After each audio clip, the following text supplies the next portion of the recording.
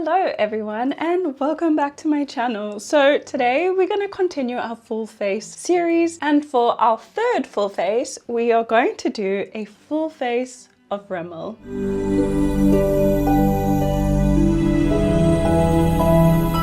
I don't have a lot of Rimmel products. I, as you know, love the Kind and Free range, but I don't have much else in the sense of foundations. Maybe one other, the something Perfect Match or something like that, but that's not with me right now. And I also have the Multitasker. I finished the concealer that corresponds with this, but we'll be using this today. Let's go ahead and get started. I find it so funny how Rimmel just names their products so simply. So this is the primer we'll be using today. So it is new. Like I said, I don't have a lot of products, so most of the things today are going to be new, but this is the matte primer. I didn't see many options. I think this was the only one at my store that I have. I'm going to go ahead and use this. I did feel it a little bit on my hand, and for a mattifying primer the texture is a little bit strange because usually it's pretty silicone-y or like more of a gel type, but this is like a cream and it actually feels really nice and thick. It also smells really good, like skincare. So it's supposed to smooth your skin and also keep shine at bay for the whole day without clogging your pores. It says you can wear alone or extend your makeup wear. I really like the texture actually. It's like a really thick occlusive cream. I don't know if that will hold up. It's a hot day today as well, so we'll actually see. So I did have sunscreen on underneath and I feel like it has mattified my skin. I don't feel like it's done anything for my pores however, but I really like the texture and I could see myself using this again. Would I recommend?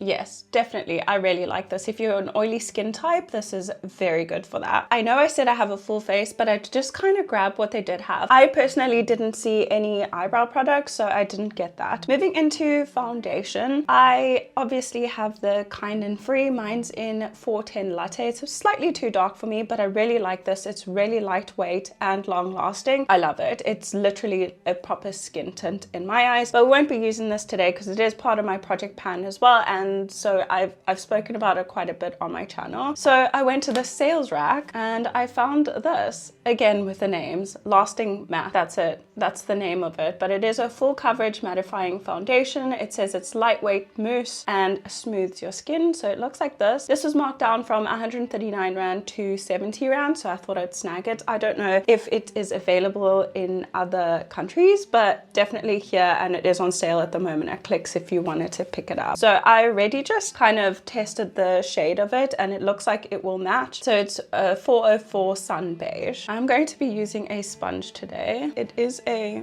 moussey texture, looks like dookie, and let's just put it on one side of the face. I don't know if that's too much because I'm not 100% sure how it spreads out, so just using the butt end of my beauty blender. Okay, I don't think it was enough, so I'm just going to add a little bit more on the side of my face. If you've watched my channel before, you'll know that I don't really like matte foundations. It usually just makes my skin look really textured. Even though I'm more oily, it accentuates a lot of stuff on my face. But I love that color. It's like a perfect match. See, it's just evened out all the redness, but I'm gonna have a closer look and then I'll zoom you guys in. I'm actually really shocked.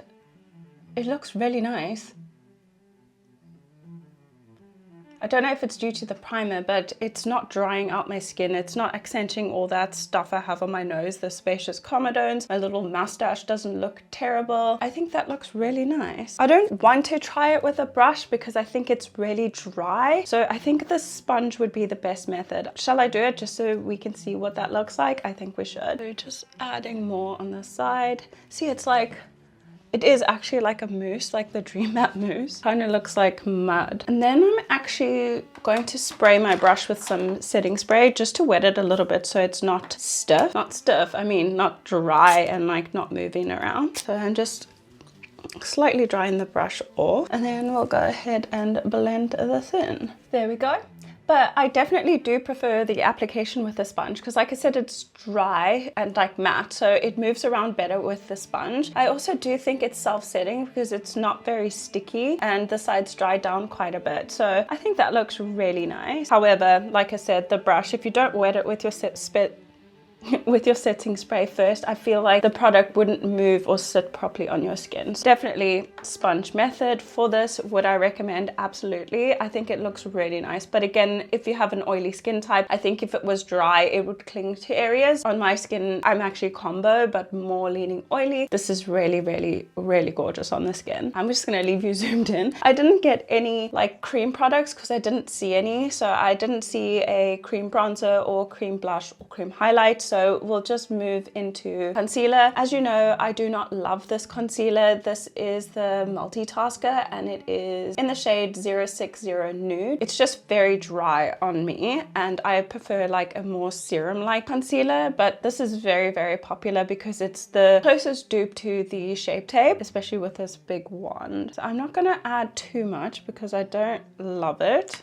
And I'm just gonna go ahead and blend it out with my sponge. It's just really thick and definitely full coverage, which I think on like more mature skin, I know I'm not that mature, but I am 35 years old. I do have fine lines and I feel like it's not the best option for that, but it's a very full coverage as you can see. This color is actually really good for the foundation. So that is what it looks like just after application, but once I powder it down, that's when it really transforms into something that I really dislike. I'm just gonna go powder my under eyes and then I have a separate powder for my face, and because it's closer to my skin tone, I prefer just to use a translucent under my eyes. So I'm gonna do that and then we'll come back and continue with the rest of the face. The next product we have is a powder, but I think it might be a foundation powder. I'm not 100% sure, but again, I found it on the sales rack, which either means it's discontinued or it's just not selling very well. So this is the Lasting, hang on, let me pull the sticker off. The Lasting Finished Long Wear, if we will focus, Long Wear Pressed Powder. So that's what it looks like. I got mine in the shade Warm Caramel, which I think is going to be too dark for me. That's why I didn't want to use it under my eyes. But as you can see over there, someone had their finger in there, but I just thought I'd try it anyway. It's a powder, it should be okay. This was, like I said, on the sales rack. It was sealed, but someone broke it. So let's go ahead and try this all over the face. I'm going to use a very fluffy brush so we don't get too much color deposited.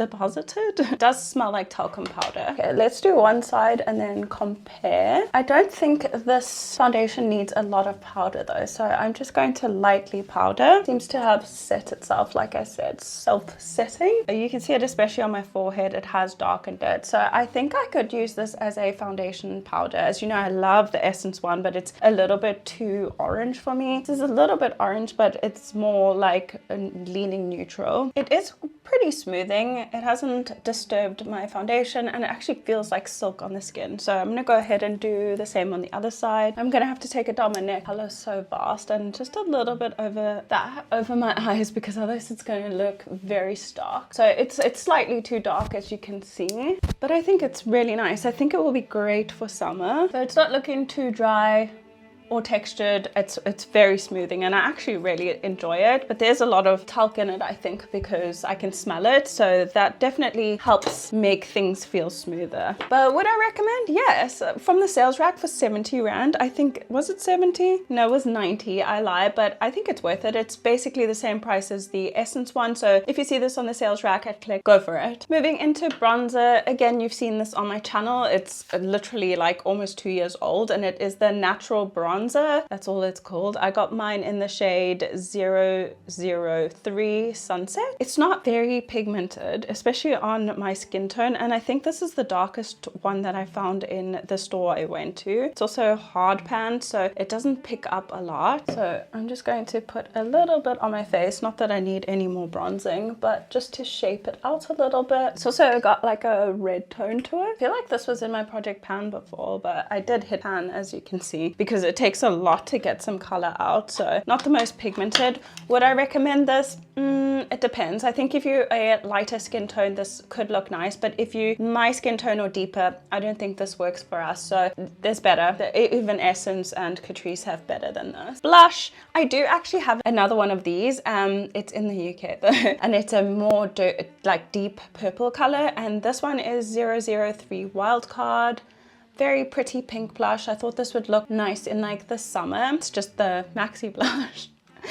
Very simple wording over there. Picks up quite well. Question is the color gonna show up on my skin? That's actually really pretty. I did like the deep purple one, but it's more of like a winter color. This is a nice fresh pink summer color. I think that's cute. But like I said, I have tried this brand before, like not brand, but this type. So the Maxi blush I've tried before. Like I said, I really like the deep purple, but I really like the pink as well. And I'm shocked to see that it shows up on my skin tone. Would I recommend? Yeah, there are cheaper ones. Again, like the Essence blushes, I don't love Catrice blushes, but they do also have, depending on the texture that you like. I like that this isn't shimmery at all, it's matte. For me, I would repurchase in a different shade. I wish they had more like a peachy orange shade. I do like this and I would recommend. Next, moving into setting spray, just because I am looking very powdery right now. This is the Lasting Finish Fix and Go. Looks like that. They only had this one as well. I'm not sure if they have any other finishing sprays or setting sprays. And this is a 2-in-1 primer and setting spray. I don't like it when they do that because I feel like a primer is different from a setting spray. Like a setting spray, you want it to hold and fix your makeup, whereas a primer, you want it to make your foundation and everything underneath more malleable. So I don't like that use of word, but it's also water gun. It's literally just like a straight line that sprays. Can you see the blob? Pet peeve in a setting spray for sure. But we'll see if it lasts. See what's in here. Water, alcohol denat, which it helps the makeup adhere, but it can be drying to your skin as well. Glycerin, which is, I guess, counteracts the alcohol denat. Chamomile, and that's all I can actually understand that's on there. It's all big scientific words. It seems to dry down pretty fast. I did spray a healthy amount and already it's drying down. So I'm just gonna take my sponge as always and just pat this into the skin. Face is too dark. I'm gonna go outside and tan today because it's a really nice day. Okay, let's move into eyes. So I didn't see a lot of eyeshadows. I don't know, I've never really heard people talk about like Rimmel eyeshadows. For the sake of the full face, I thought I would buy this. I don't like the concept. It's very like 90s makeup, but I got it for the sake of this video. So I don't even think I've ever tried a Rimmel eyeshadow, but this is what it looks like over there. And this is it's the Scandalize, and this is in Sunset Bronze. They didn't have the best like shades ever, but I thought this one would be the best for a nice neutral look. I think these two are mattes and then these are shimmers, so let's see what we can create. I'm just going to speed through it and then I will give you my opinion at the end.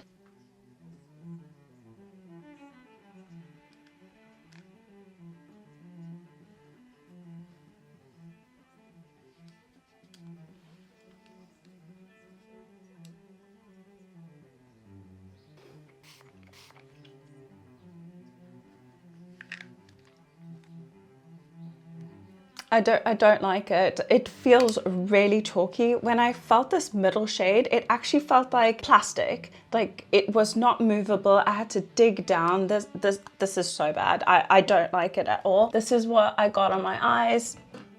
Useless, a waste of money, and it's really expensive actually. I think it was 185 rand. You can get a 5 in a box from Catrice and the quality will be way better than this. No. So let's do mascara since we're on the eyes, and I got the Scandalize as well, and it is the Volume on Demand. I've heard really good things about this. I got mine in obviously black, so let's go ahead and see what it's like. I know Rimmel is actually quite well known for their mascaras. The wand, not my favorite. I don't like brush bristles. I prefer plastic bristles. So I'm gonna go ahead and just do one eye and then show you what that looks like. Straight off the bat, it is a drier formula, which I usually like. So that is one coat. So nothing, although my eyelashes do have mascara on it, eyeshadow on over there. So you can see it's kind of washed it out. That is the difference. So I'm gonna do a second coat. So that is 2 coats, so not much difference. But I actually do like the effect it has. If it doesn't flake and smudge, I think this could be a contender for one of my favorites. Again, that is 1 coat and 2. That is what we have. I actually don't like it. I take it back. It's very messy. I know I said it was kind of dry, but it actually is quite wet at the same time, which is strange. The bristles also don't grip to your eyelashes really nicely, so it kind of slips off and then you end up with that. Just gonna wait for it to dry and then we can flick that off. Then to finish everything off, let's go ahead and do lips. So I did get a lip liner and a lipstick. So this is the Lasting Finish lip liner. Looks like that. I say this a lot, but it clicks again. I've even seen one of their employees actually using the makeup off the shelf. So it took a while to find something that hadn't been opened or used. But as you can see over here, like it just looks manky. But I'm not sure if this color is gonna match, but that's what it looks like. The shade is Tiramisu. It looks really light. It's actually a nice medium toned brown, but really waxy. I overlined my lips, but this is so light. I don't think I got the right color. It's like washed me out completely. And then again, like I said, there's the corresponding lipstick and it just is worn off. It just says lasting finish matte 710 honey nude. And this was the only one on the shelf that wasn't open. Well, I like that shape, but this color is definitely not gonna work with this liner.